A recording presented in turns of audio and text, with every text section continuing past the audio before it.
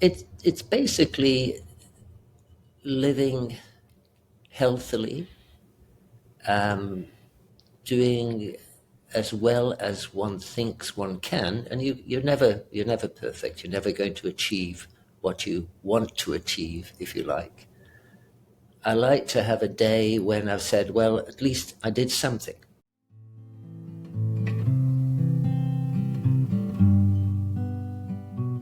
Hello, everyone. Welcome to the Reflections on Living Well podcast, where we explore perspectives on the good life in the 21st century. I am your host, Broderick Rodell. I hope you enjoy this conversation.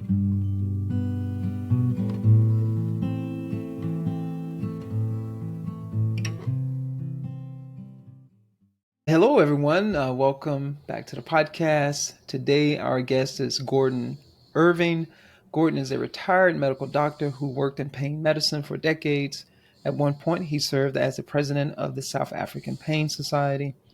He later took over the pain clinic of the Swedish Medical Center in Seattle, Washington, where he supervised an interdisciplinary team of providers, including physicians, psychologists, as well as physical and occupational therapists.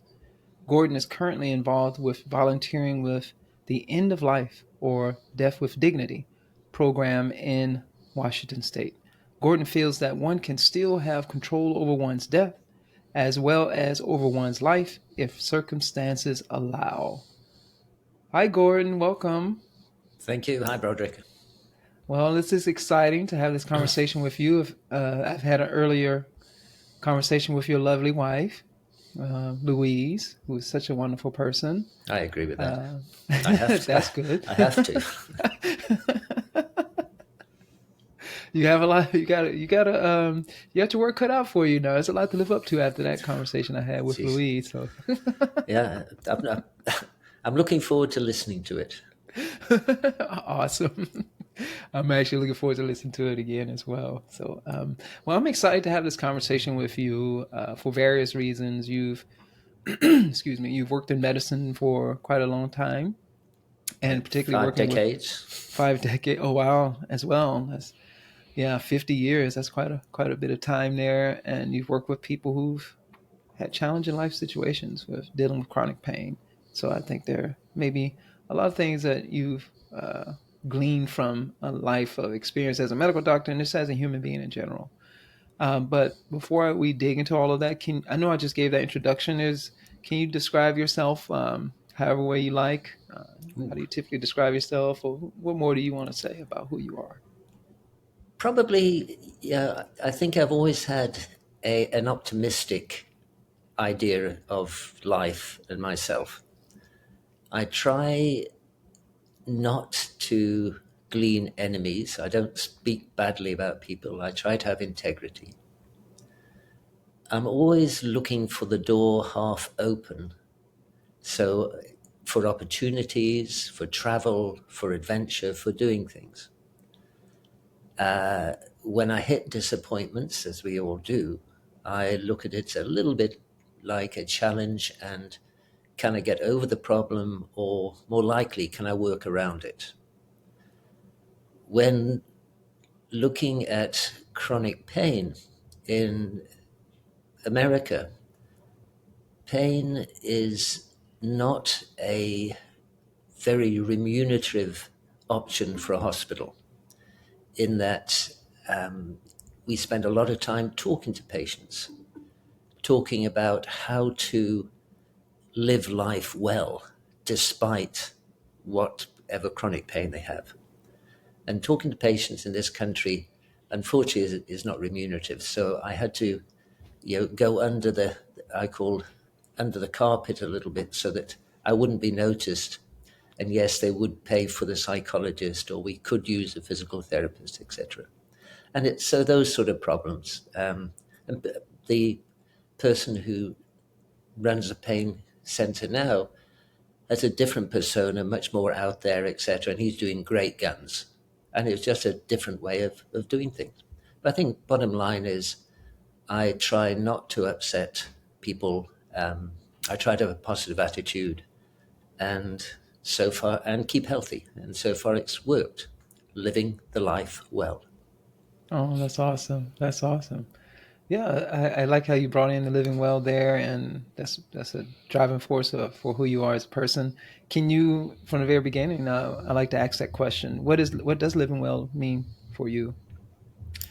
And we'll It, unpack it as time goes. But sure.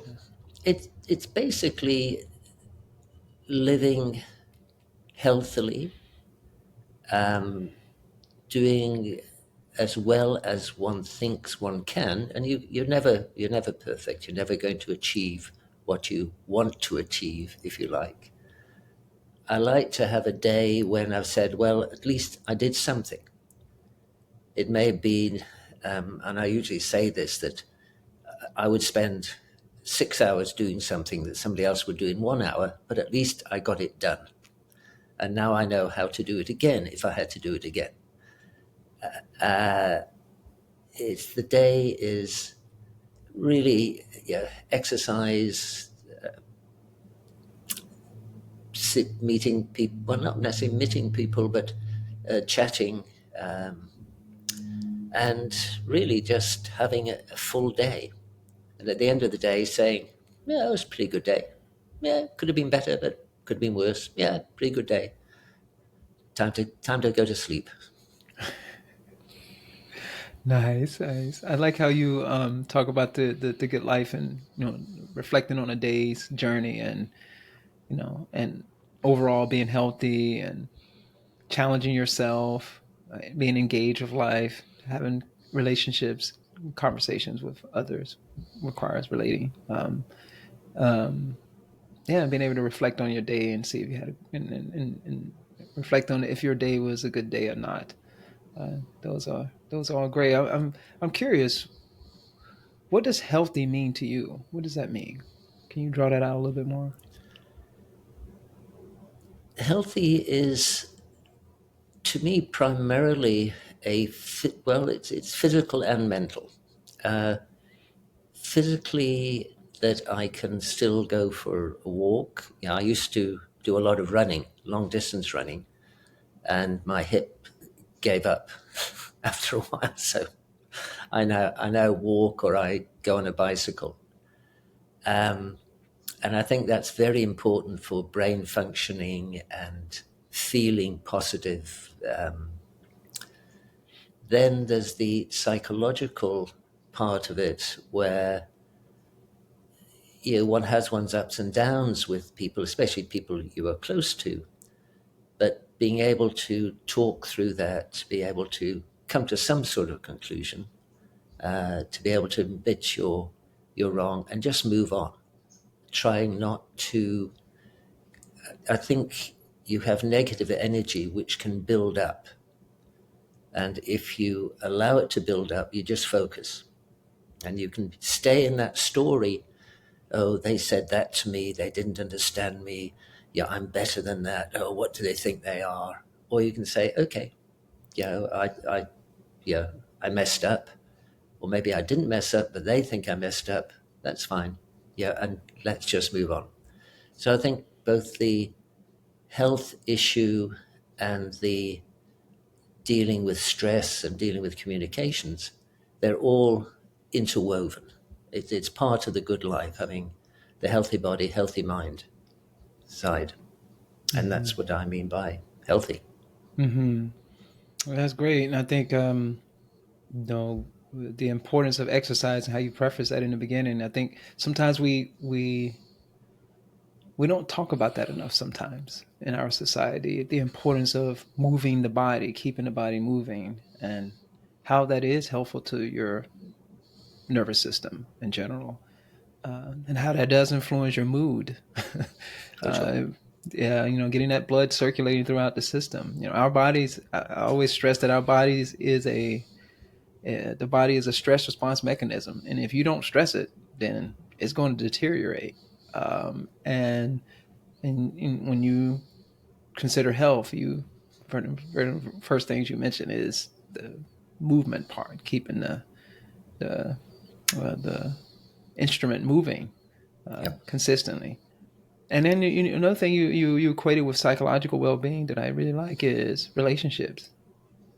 how am I relating to others, and what is the quality of my mind, my emotional uh, well-being, or my emotional intelligence, and how I relate to others as a important part of psychological well-being. Yeah, that's great. Can I ask you? So, I want to unpack. Where does this come from? These ideas, this perspective on health. Where can you tell a little bit about your history and how you come to see it this way? I've always been interested in travel, in adventure, if you like, in challenges. When I qualified in medicine, I thought initially I wanted to do chronic pain management, but there was very little available at that stage. So I went into anesthesia, and that allowed me to go to South Africa. And I was in South Africa for quite a period of time. Then I did some sailing and realized anesthetics and sailing, there's not a lot of good. People have little sores on their bum, which you're not going to put people to sleep for, doing anesthetics for. So I realized that, that was an additional thing I had to learn. I also did emergency room for a short time. And then again did sailing and ended up in South Africa, back in South Africa, and started to do chronic pain, took over the chronic pain service. I realized very quickly that it's very easy for me being healthy and not have pain and telling people who have pain, oh, yeah, you've got to go exercise, you've got to sleep properly. And somebody explained it to me once that if you take a paper, well, not a paper clip, but a clothes peg, and you put it on your lip and you squeeze hard, and then you keep it on there for 24 hours, 7 days a week, that's how chronic pain begins to infuse the mind. You just can't take your mind out of it. And so then it became, well, we know that chronic pain is primarily in the central nervous system. Whatever caused the injury in the first place, unless you have an inflammatory response like rheumatoid arthritis, that hip that you had your surgery on, the surgeon said it's fine, but you still have pain in it. That back surgery you had, you still have pain in it, but the surgeon says, but there's nothing more to do, or usually, well, we can go a little bit higher, and maybe that will help to fuse, etc. And what became very obvious when I started doing chronic pain was the attitude of the person with chronic pain made a huge difference about how they coped with pain. And a lot of that was relationships, and a lot of that was exercise, movement, as you talked about. Now, there's other things like sleep, nutrition, etc., which are very important.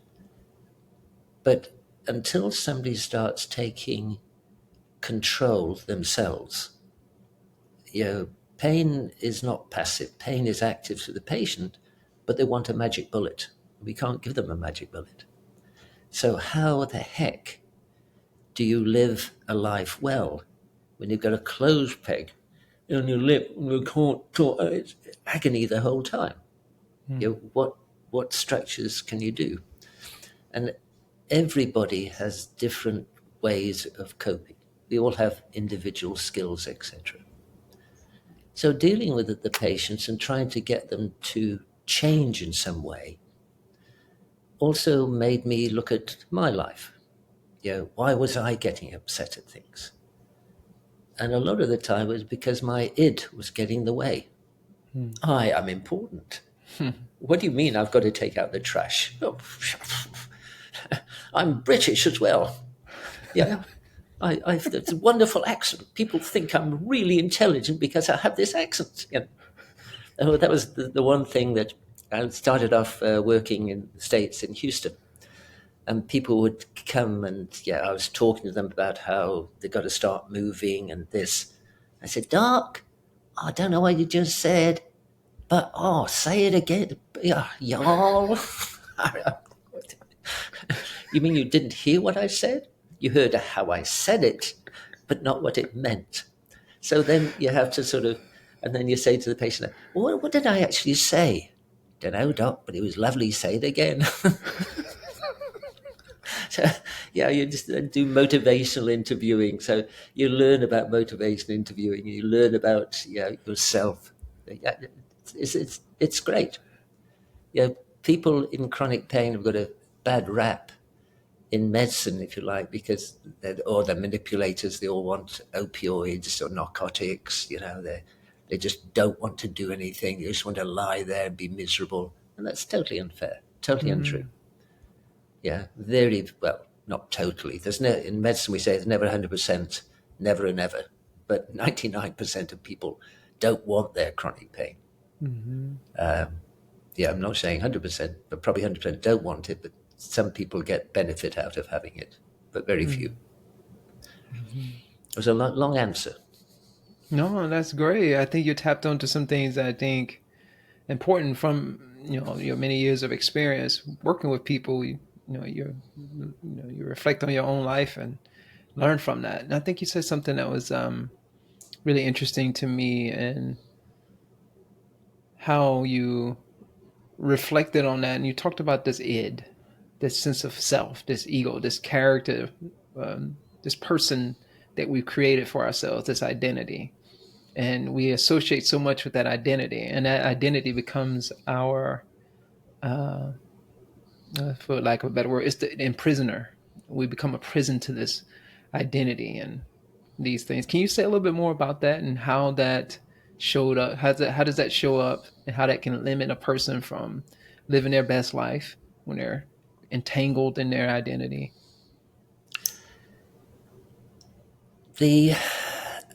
That's a long question. Yeah. We all have this so-called id. It may reside in something called the prefrontal cortex, which is where you may ask me to do something, like you asked me to do this interview. And I initially said, no, I'm not going to do that. I'm not going to expose myself to these questions like id, which I may not know anything about, but I pontificate in my British accent.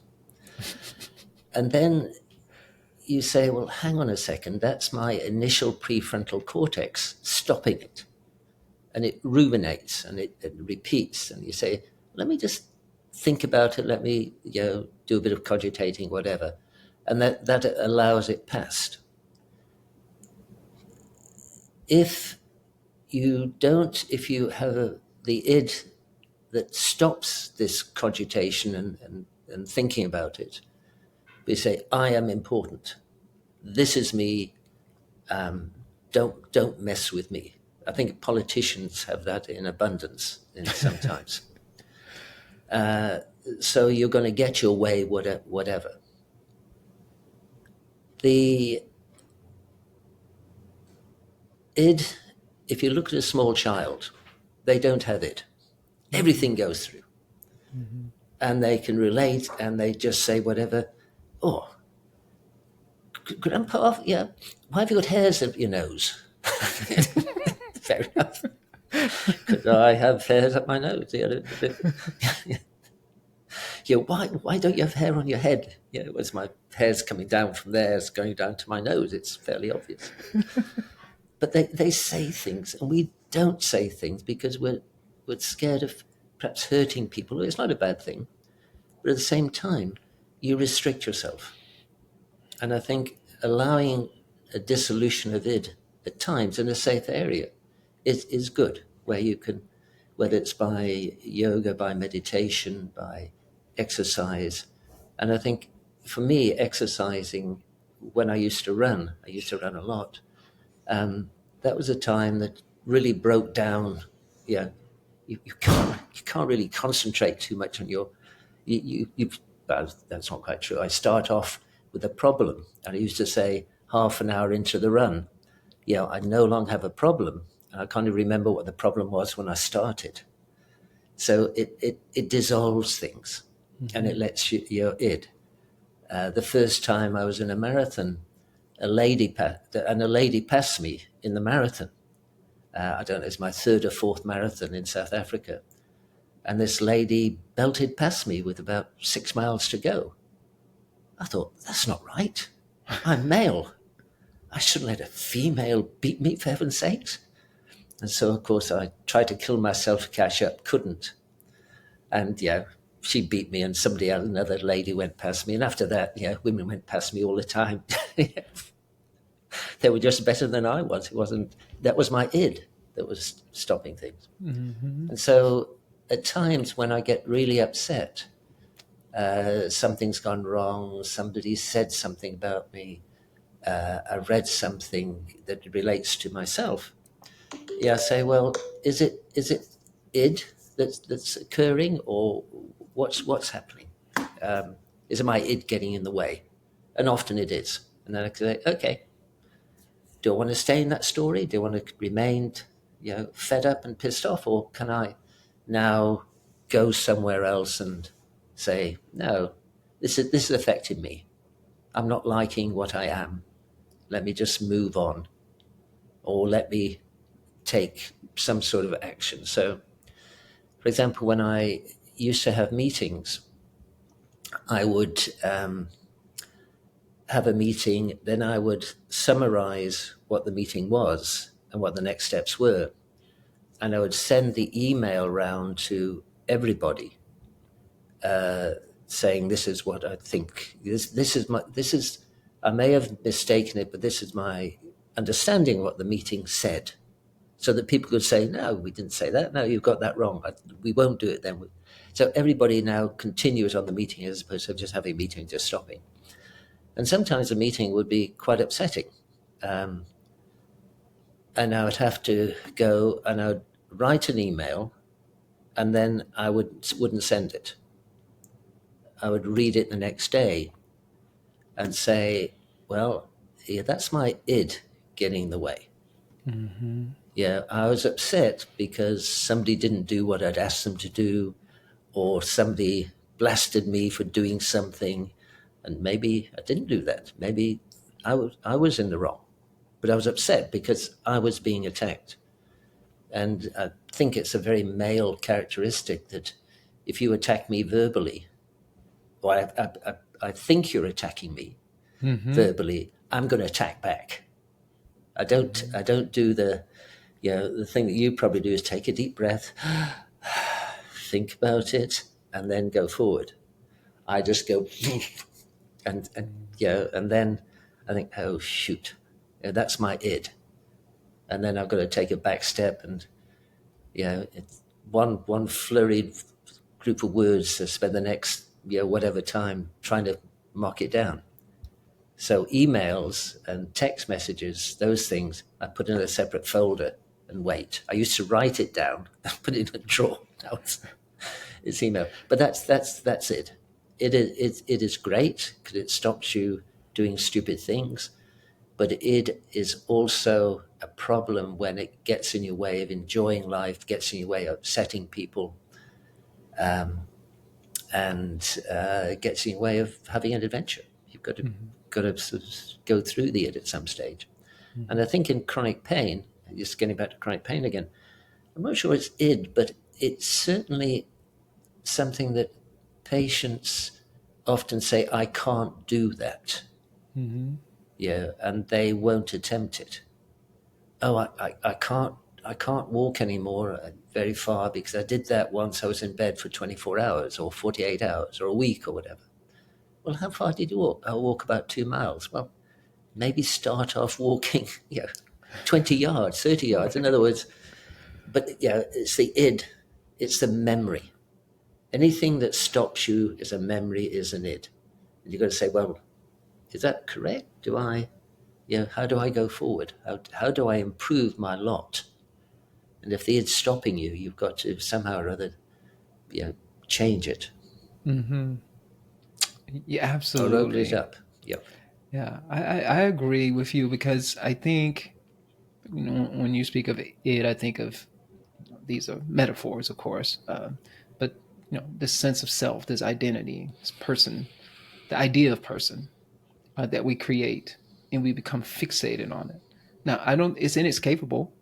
As human beings, we're going to have to create, we have the mental capacity to create a sense of self. And in order for you, we're relational beings. We've evolved in a community of other beings. That's how we got here. And in that evolutionary process, we've had to communicate with each other. And to communicate with each other, we gather a sense of self in our minds, that this is who I am and this is how I represent myself within this community. And I speak from that identity, from that sense of self, that narrated sense of self that a lot of times that we're not even conscious of, it's beneath the surface of our awareness. So that's important. And like you said, that's important. I don't think we can escape it. And also in the relational field, in the field of relating with other human beings, we build a character, we build an identity that can help us be in positive relationship with those in our community. So that's the good thing about it. And it's inescapable. And this, when it becomes problematic, it can be problematic because there's a shadow side to it. And that shadow side to it is we become fixated. We begin to think that that's all that we are. We're just our id. And we're willing to do any and everything to safeguard it. Our social status, how we are related, how people should relate to us, how are we validated or not by others. This is when this sense of self becomes very problematic, and it leads to just unnecessary suffering. Suffering already going to happen. It's inevitable. Challenges are always going to arise in our lives. But we fixate on something that is not, that's very superficial. It reduces us. Like you say, when a kid doesn't have it. I don't have to say we're going to be like kids again, but there's a certain freedom that they have that we don't have any longer, and we subject ourselves to it. It limits us. If someone is undergoing pain, that sense of self can force one to over exercise because they feel like, well, I should be able to walk 2 miles because that's just what I've done in the past. Versus, well, maybe I should just only walk 20 yards, 50 yards, 100 yards. No. You're supposed to be able to do 2 miles. So that sense of self is getting in the way again. And we can see it politically. We can see how it's problematic in so many different ways.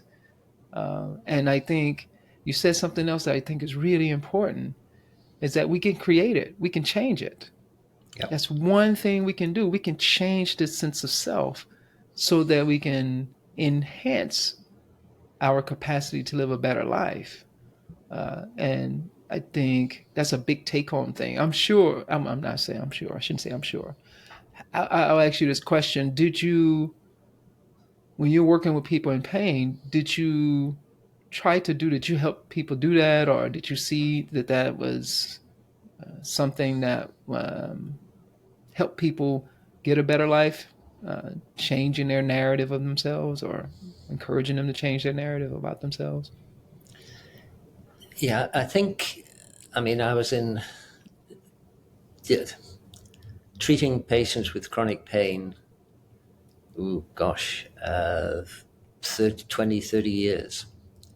And what became very evident was the individual had to choose which area they were going to improve.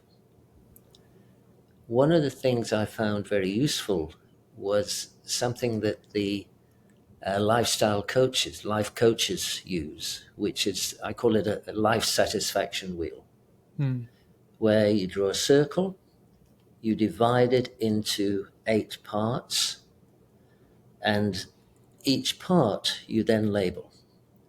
So you'd label one part satisfaction with life, happiness.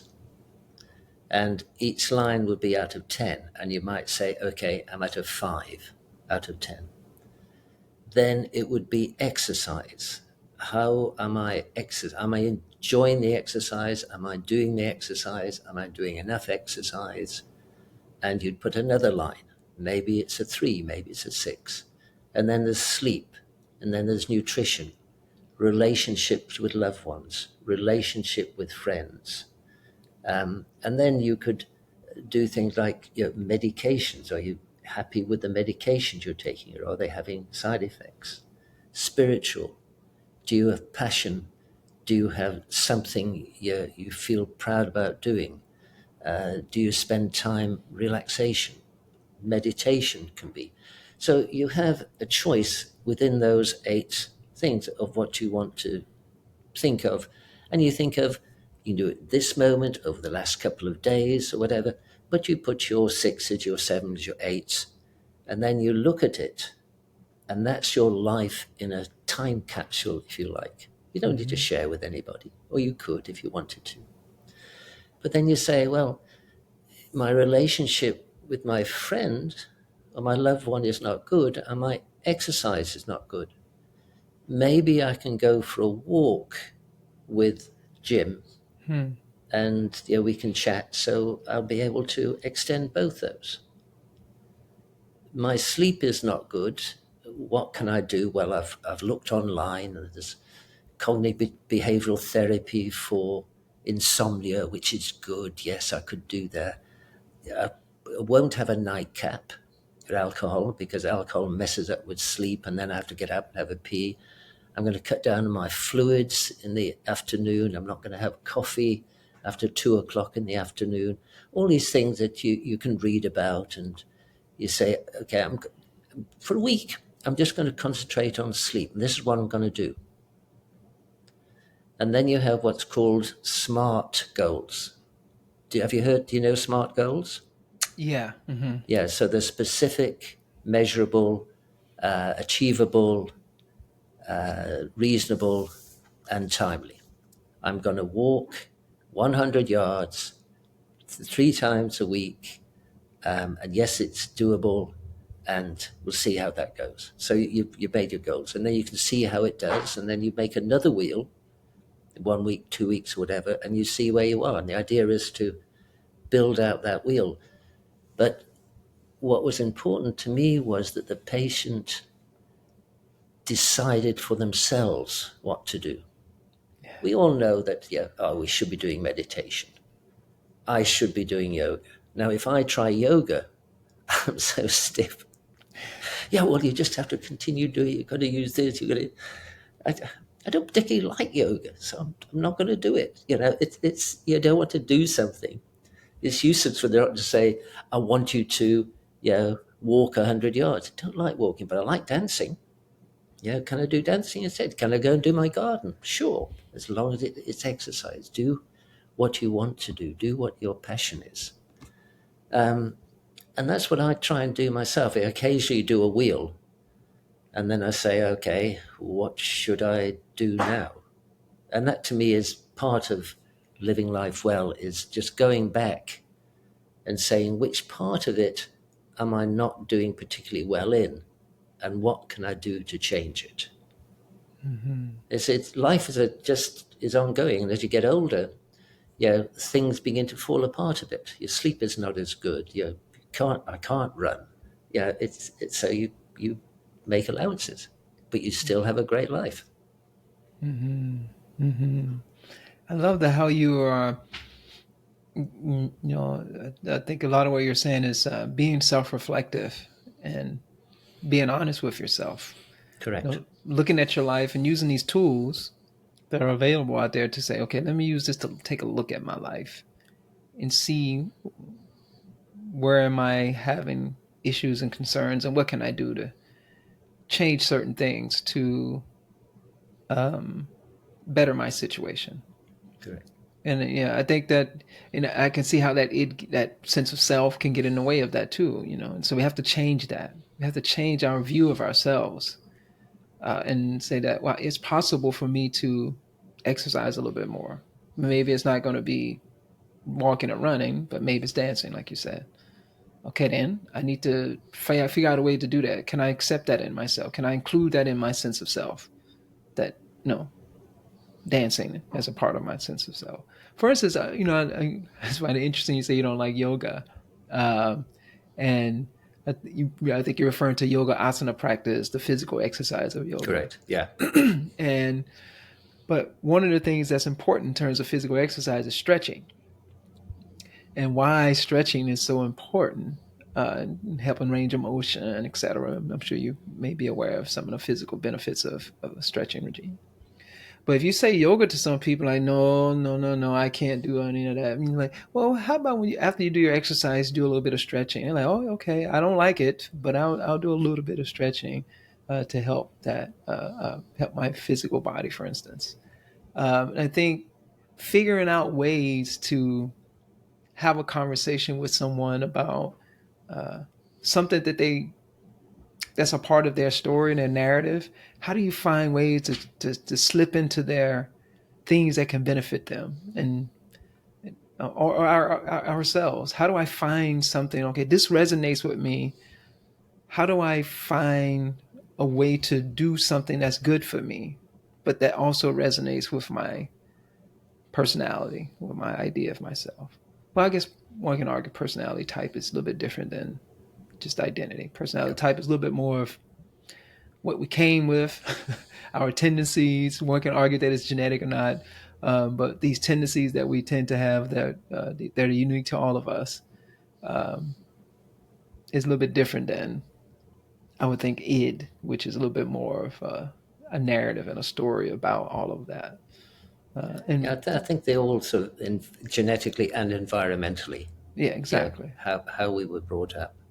But one of the things that I and maybe it's just me, but and it didn't. I'm not sure it resonated at all patients. But if you actually write it down, and a Mm-hmm. wheel is a simple way of doing it, and you're not going to show anybody. It's Mm-hmm. not for your greater audience. And you can say, well, my exercise is, if I'm honest, my exercise is not great. If I'm honest, you know, yeah, I said the thing about yoga to get to see how you responded to it, by the way. Um, maybe I can improve that. And let's see how I can improve it. So there's one thing you don't say, I'm going to improve my sleep, my exercise, my relationships, my spirituality all in one go. You say, let me just concentrate small little steps. And you do small little steps, you do one thing. I'm going to do some yoga, I'm going to do some stretching. I saw that great YouTube. I'm going to just do that, 10 minutes a day. Yeah. Yeah, I'll do it in the morning, I'll do it as a routine. So then you put that down as a goal, and a week later you say, well, did I do it? And it's hard. People, I don't have, you say 10 minutes in 24 hours, or maybe you're sleeping 8 hours or whatever. No, you've got the latest Netflix to binge on, or Mm-hmm. whatever. So it's, you're saying, okay, now I'm going to devote this time to myself. And the first week, maybe you only do it twice. And you look at it and say, oh, okay, what's stopping me? Oh, right, I'm going to get up a little bit earlier to do a 10 minutes, or maybe I'll do 5 minutes. So you make that, but all the time you're having that discussion with yourself, you're having a Yeah. discussion with your id. And your id is saying, no, I can't do that. I need my extra 5 minutes lying. I need to watch the end of that Netflix series. It's only 11 episodes, for heaven's sakes. I can do that. And then I'll do my sleep next time. Yeah. So it's very hard. Just like some of your questions you asked before coming here. You've sent some letters, some questions, and I thought those are hard. Those are self-reflective questions. Those are hitting the id right in the stomach. Mm-hmm. And how do I handle that? And that's why initially my id said, "You're not kicking me in the stomach. Yeah, we're not doing the interview." But it's important. It's important. For me, for my personality, is to write it down. Mm-hmm. I think for my wife Louise, who you've interviewed, I don't think she'd write it down. She knows about it. She would take it in and internalize it without having to do writing. I need to sort of have a pen in hand, do a nice little picture, and then say, okay, how did I do? Did I score? Did I win? Yeah. Everything's a challenge. Yeah, we have to challenge ourselves. I think when I said the body is a stress response mechanism, but the mind is too. We have to exercise everything. I mean, exercise I look at as challenge. Excuse me.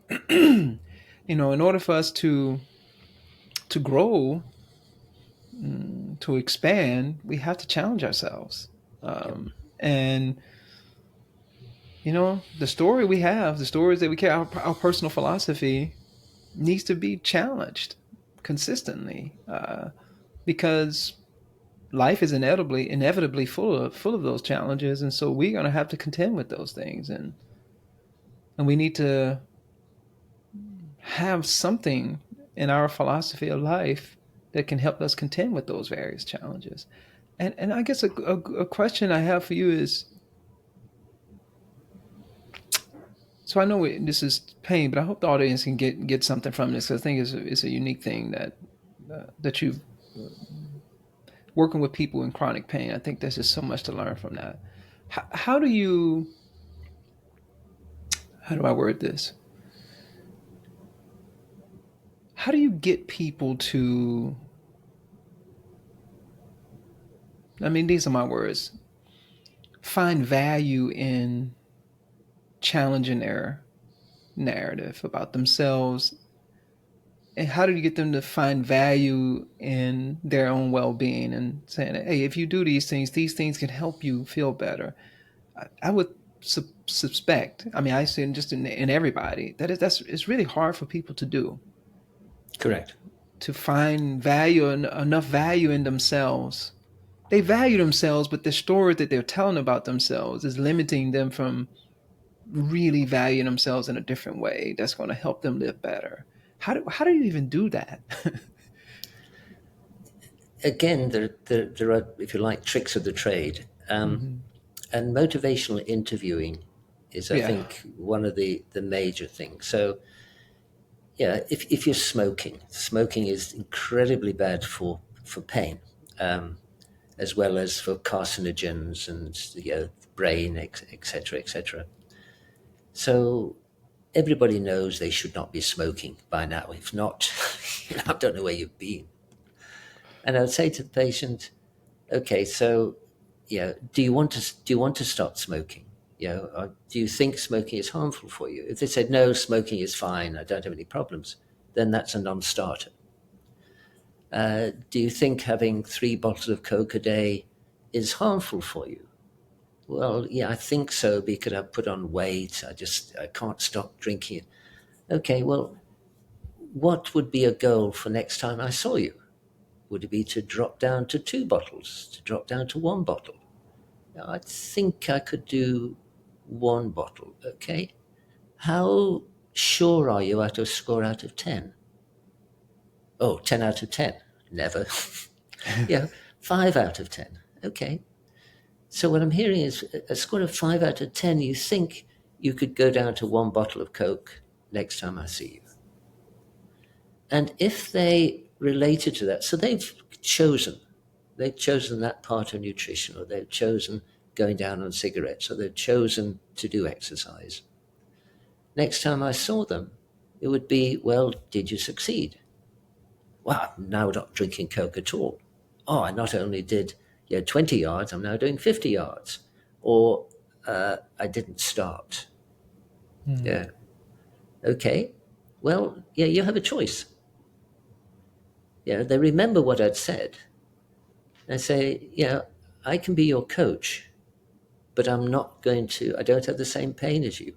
I don't have the same problems as you in your social life, etc. Only you can deal with that.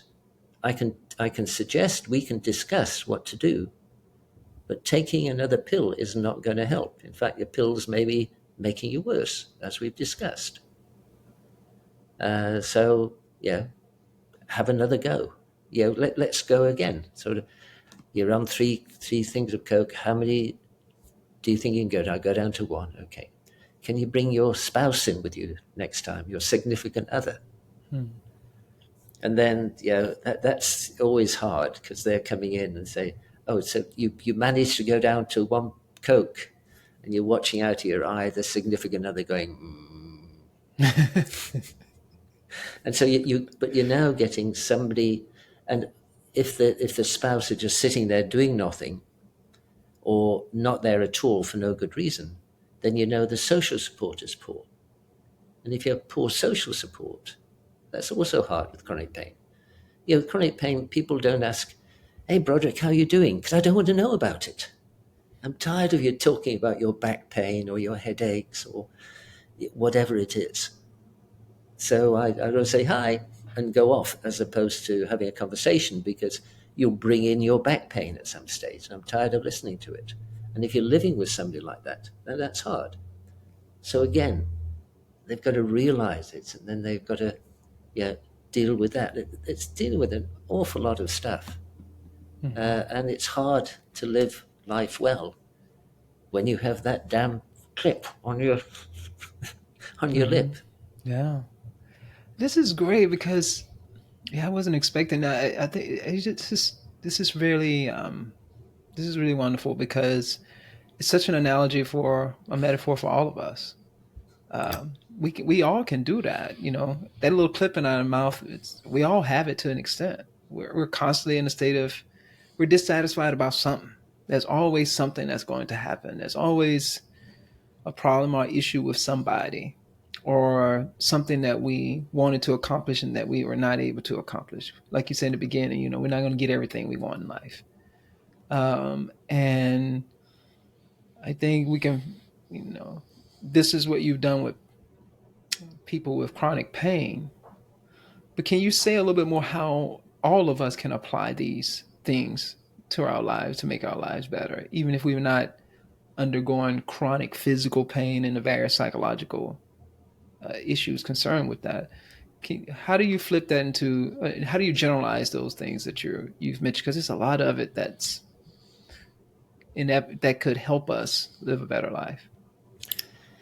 I think to me, exercise is probably the most important thing. Movement, be it yoga, be it walking, cycling, dancing, parking at the other end of the car park and walking to the shops, as opposed to driving around looking for the nearest parking place. Sleep. We're chronically deprived of sleep. We need to have 7-8 hours a night sleep, ideally, both for and that should be paramount whatever age we are. Mm-hmm. There's very good studies showing that various toxins that, like amyloid, build up in the brain, and when we're in non-REM sleep, they get washed out. So if you're having poor sleep, they ain't getting washed out, they're building up. And when you look at Alzheimer's patients, they've built up in areas which are affected by poor sleep. So is it causality? Is it just happens? We don't know, but certainly sleep's important. If you don't get good sleep, you feel rotten the next day. You don't cope very well. Your relationships, everything goes to hell in a handbasket, including exercise. So I'm always looking at my sleep, my exercise, my relationships. Living with Louise is amazing, because he's always saying, "Oh, yeah, whatever, life is never quite that way. Sometimes it's that way. Sometimes, but but it's communication, which is life, and having a loving family, and nutrition, and there's certain things in life. I've read a lot about nutrition. I love my IPA. I love a beer, and sometimes I'll have a little bit too much IPA, and then I suffer for a while, and I don't have any. Then then somebody comes round and I have an IPA or have a glass of wine type thing, and that's fine. Like having an ice cream, or having sugar of some sort occasionally. It's not harmful. It's when you're having it all the time, mm-hmm. and when you're having these ultra processed foods, they are dreadful. Mm-hmm. So I try. The trouble with ultra processed foods is you can watch the telly, or you can be on the computer, and before you know it, it's, hang on, where's it all gone? Mm-hmm. It's mindless eating. So trying to be more mindful eating, all these little things. Am I good at doing them? Nah, yeah, I'm average. Maybe I'm a little bit above average because I think about it. But if we start doing those and start thinking about it, then I think we become more aware. Then we can start having our lifestyle. Yeah, do I meditate every day? No, I don't. Do I meditate frequently? Yes. Do I try and, be mindful of things? Do I try and look around me when I walk? Do I sometimes walk without podcasts? Yes, I do. Oh gosh, no noise coming in. It's amazing. Mm-hmm. I can see things. Instead of sort of doing my whatever mileage and then coming back and says, where did I go again? Oh yeah. So it's, we are so busy. We're so inundated with things. I think sometimes we just need to take it, just relax, go to a dark room or just go to quiet and just think. Before Mm-hmm. going to bed, I like to just think about the day. Try not difficult, but try not to have computer on or something, for the last hour before going to bed. Again, that's a sleep thing. And yeah, can everybody do it? Sure, they can. Is it free? Absolutely.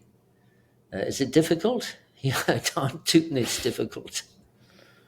Yeah, it's very difficult, and just because it's difficult doesn't mean that It's a we can't. challenge. That's a Remember, it's a challenge, challenge. which is inevitable. And when you say free, I was like, oh, is it free? Uh, it may not. I look at it as it's not free in terms of you have to give up something.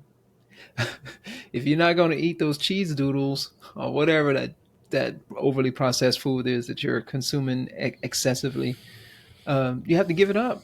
You have to let that go. You have to surrender that thing, and that is very, very difficult, especially if it's. I probably overuse this term, but when we have habits and they're like addictions because they're feeding that pleasure Yeah. pathway in our brains, and it's like, well, it's like an addiction. It's going to be hard to give up that habit. Especially if you've been doing something for a long time, it's going to be hard. It's like a Grand Canyon in your nervous system. It's so etched, and then Yeah. you're going to go out and try to change. With a garden hole, you're going to start digging a different trench. I'm like, that's going to take some time. It's going to take some effort and some energy to do that. And I find that that's a hard thing for a lot of us.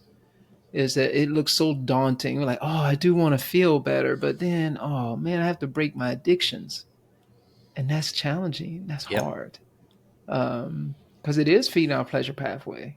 It's like a drug. We tend to think drugs are all exogenous. No, they're endogenous, meaning that so folks exogenous mean drugs taken from some external thing that you take and put in versus some chemical uh, that's generated from some action or some way of thinking internally, and that's a drug too. And there's various things that we do in life that trigger certain internal drugs or Yep. neurotransmitter chemicals to influence our nervous system in various ways. And so it's hard. It's hard being human. It's not easy. It is. It's like somebody under chronic pain. We may not have chronic physical pain like someone who does have significant physical pain, but we may have psychological, spiritual pain of some sort, or And it can dissatisfaction. be just as real as physical pain and Exactly. just as daunting, just as incapacitating. One Exactly. of the things before we go is to think about nutrition and how the gut makes an awful lot of neurotransmitters, Mm. internal chemicals. Mm-hmm. Like, we use antidepressants, which are to do with often with serotonin. Mm-hmm. Most of our serotonin is produced in the gut Mm. and then transfers up to the brain. There's something called brain derived BNDF. Doesn't matter what it is, but it's when you exercise, this brain factor makes us feel good.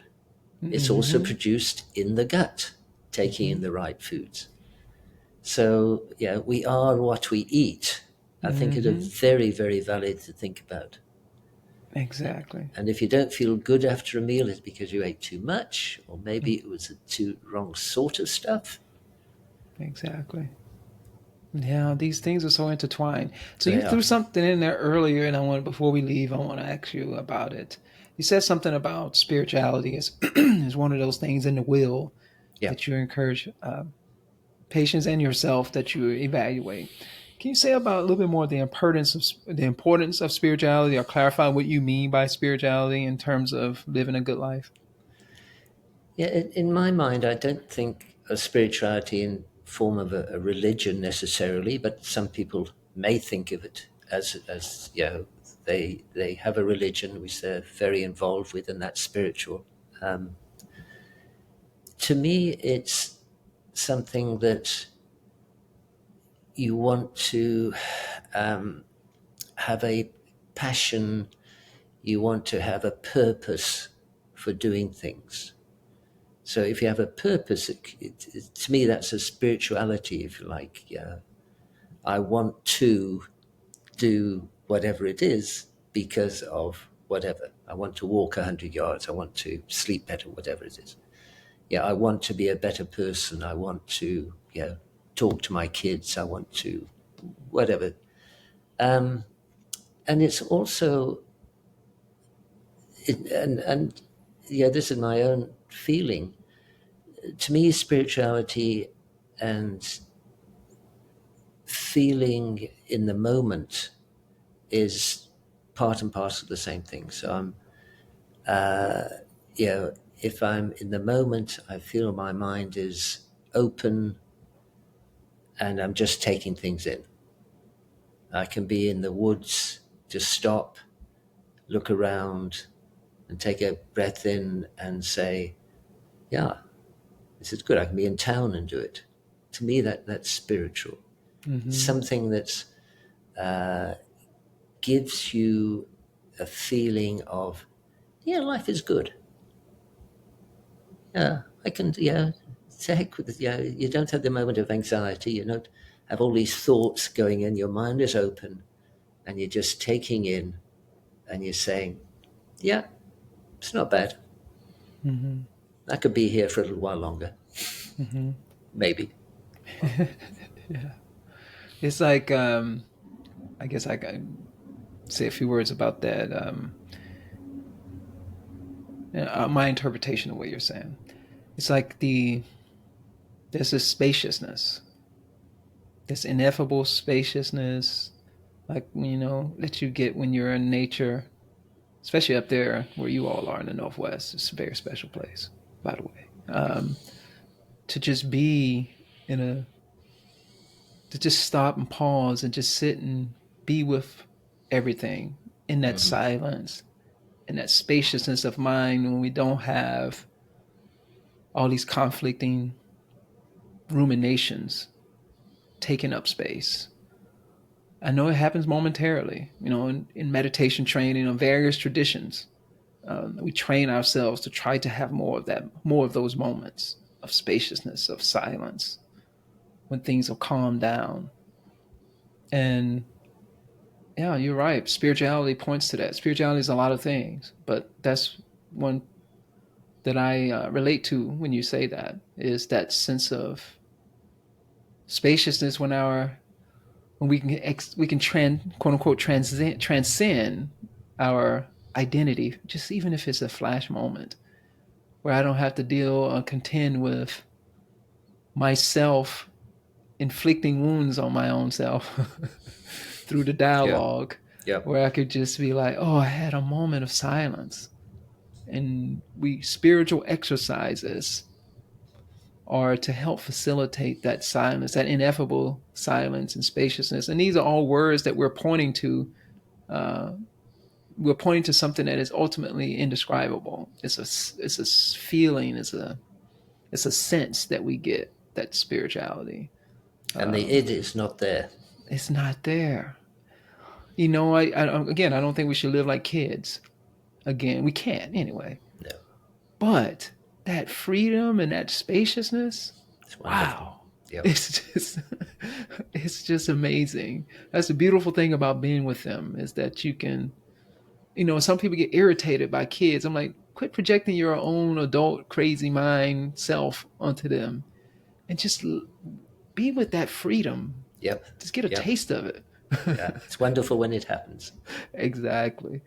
So this has been great, Gordon. I have a final thought, a question to ask of you. Is there anything you would like to leave the audience with? I know you've left a lot with us in this conversation. I know for me, there's a lot of, I can just tell I'm very reflective with this conversation. It's been very practical. And I want to know if you have any last things you would like to leave. It can be suggestions, it can be a recommendation, it can be a thought for people, whatever you would like to leave for the audience before we close. I think one of the things with my reading, my dealing with patients, is that leading a good life or leading the way we want to be should start very early on. It's never too late to start, but when you look at atherosclerosis and heart disease, when you look at Alzheimer's, when you look at problems, these are years in the making.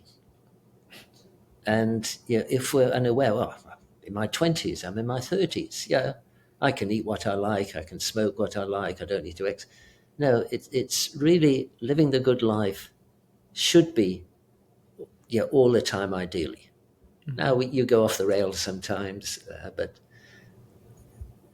even starting whenever you start, it's never too late, but you're never going to be able to get back there. And if you've had your first heart attack, yes, you can hopefully prevent a second one, but the first one's occurred. What you want to do is go back to your 30s and 40s and say, now I'm going to decrease the stress. I'm going to try and eat healthily. I'm going to try and get enough sleep, enough exercise. I know how to do it.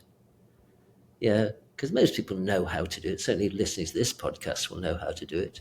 And there's YouTubes can tell you how to do it for hours and hours and hours. So just start and progress. And if you do that and it becomes a habit, so now you have those neurochemicals from your gut and your brain, it's hard to stop doing it. You have a break sometimes, but then you get back to doing your meditation, to doing your exercise, nutrition, whatever. And you don't feel good when you stop doing it, because you have the physical as well as the endocrinological effects. So starting it and building up a regular routine, that's what I would suggest. Awesome. Practice, building habits. Yeah. Thank you so much, Gordon. This has been a great conversation. I've really appreciated it. Very thought-provoking. Again, like I said, I have so many things to reflect on, and it's been very practical. So thank you for sharing the wisdom from your life experiences. And thank you for helping so many people in your life. I'm glad I stopped the id from not coming on. Awesome. All right. Thanks, until next time, my friend.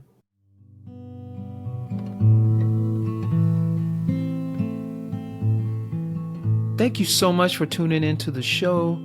I hope this conversation has inspired you to reflect on your own views of the good life. If you enjoyed the show and want to hear more inspiring and thought-provoking conversations, please follow, write a review, and rate us on your favorite podcast app. If you are tuning in on YouTube, please hit that like button and subscribe. Your support is very much appreciated.